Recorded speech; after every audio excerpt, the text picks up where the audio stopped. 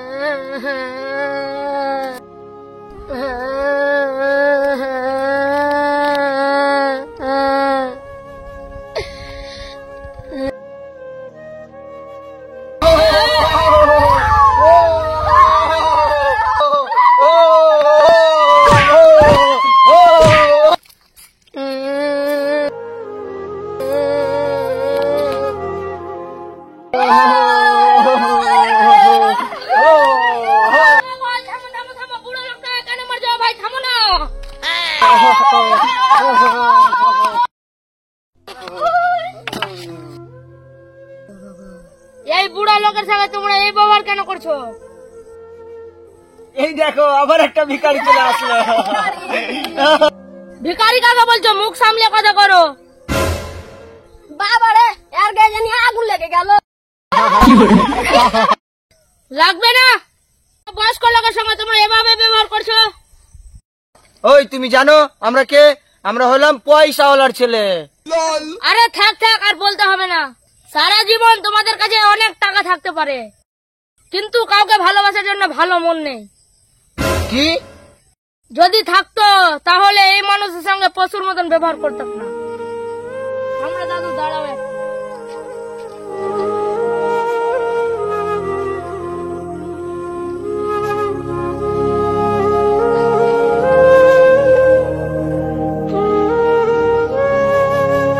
ও কাকু, তোমাকে দেখছি অনেকক্ষণ ধরে তুমি বকাবকি করছো। জানো তোমরা এটা বুড়ো লোককে অবহেলা করছো। ওর যা খরচ হবে সব আমরা দিয়ে দেবো।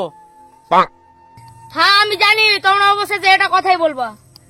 তোমরা শুধু টাকাই দিতে পারবা, এর সেটা যন্ত্র হলে তোমরা ভাগ করে নিতে পারবা। ঠিকই বলছে রে ইয়ারা। ওই জন্য জ্ঞানী ব্যক্তিরা বলে, যোগ্যতার চেয়ে বেশি কিছু পেয়ে গেলে মানুষের ব্যবহার পশুর মতন হয়ে যায়। কি হলো দাদু ভাই? ওই দেখো সব বড় লোকের ছেলেগুলো বয়স্ক মানুষের সঙ্গে কেমন ব্যবহার করছে।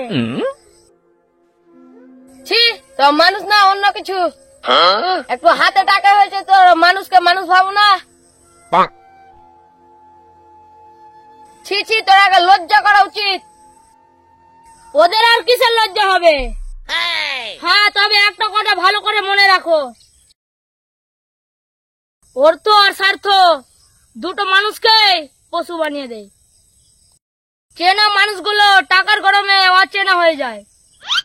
দুনিয়াতে যত সম্পদ করেছেন তার বিন্দু পরিমাণও কবরে নিয়ে যেতে পারবেন না। ঘুম ভাঙলে সকাল আর না ভাঙলে পরকাল, তাহলে কিসে এত অহংকার? আসলে আমাদের ভুল হয়ে গেছে, আমরা টাকার গরমে এসব করেছি, আমাদেরকে ক্ষমা করে দাও। আমি কেন ক্ষমা করব? তুমি যার কাছে খারাপ ব্যবহার করবে তার কাছে চাও। আমাদেরকে ক্ষমা করে দাও দাদু, আর জীবনে এরকম খারাপ ব্যবহার করবো না দাদু। ঠিক আছে, এই নাও দাদু তোমার লাঠি। চলো দাদু, আজকের পর থেকে তুমি আমাদের সত্যি করে দাদু। দেখো তো তোমার দাদুর কত বড় মন। তোমরা এত কিছু করার পরও তোমাদেরকে ক্ষমা করে দিল। ঠিক আছে দাদু, তুমি কোথায় যাবা চলো, আমাদের মোটরসাইকেলে নিয়ে যাচ্ছি তোমাকে। কোথায় যাবা দাদু? আমি আপনার বেটি বাড়ি যাব।